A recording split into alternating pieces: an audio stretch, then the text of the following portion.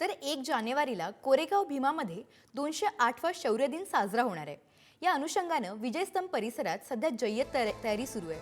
विजयस्तंभ सजावटीचं काम युद्ध पातळीवर सुरू असून विजयस्तंभ सजवण्यासाठी 1 लाख आर्टिफिशियल फुलं आणि 1 टन ओरिजिनल फुलांचा वापर करण्यात आलाय। विजयस्तंभ समितीचे अध्यक्ष सर्जेराव वाघमारे यांच्याशी बातचीत केली आहे आमचे प्रतिनिधी तुषार झरेकर यांनी।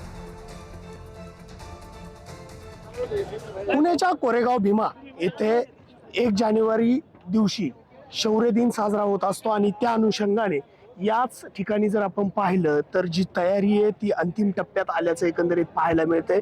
1 लाखांपेक्षा अधिक आर्टिफिशियल फुलं आणि त्यानंतर 1.5 टनांपेक्षा अधिक जी ओरिजिनल फुलं आहेत त्याचा वापर करून हा संपूर्ण जो स्तंभ आहे तो आकर्षक फुलांनी सजवण्यात आलेला आहे। या संपूर्ण परिसरामध्ये जर आपण पाहिलं तर आत्तापासूनच मोठ्या संख्येने अनुयायी यायला सुरुवात झालेली आहे आणि या ठिकाणी येऊन विजयस्तंभाला अभिवादन करताना एकंदरीत हे अनुयायी पाहायला मिळतात।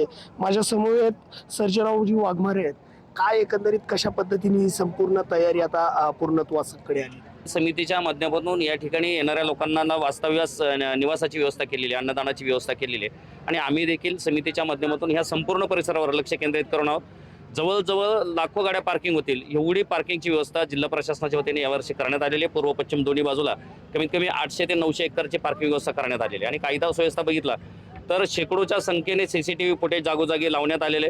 तसं पाहायला गेलं तर इथे कुठली दुर्घटना होत नाहीये, परंतु वाढती गर्दी लक्षात घेता कायदा व सुव्यवस्था निर्माण होऊ शकतो। या अनुषंगाने ही गर्दी आटोक्यात आणण्यासाठी किंवा कार्यक्रम यशस्वी करण्यासाठी हे प्रयत्न संपूर्ण करत आहेत। एकंदरीत जर आपण पाहिलं तर मोठ्या प्रमाणामध्ये नागरिक या ठिकाणी येऊ शकतात आणि त्या अनुषंगाने ही संपूर्ण तयारी या ठिकाणी पाहायला मिळतीये।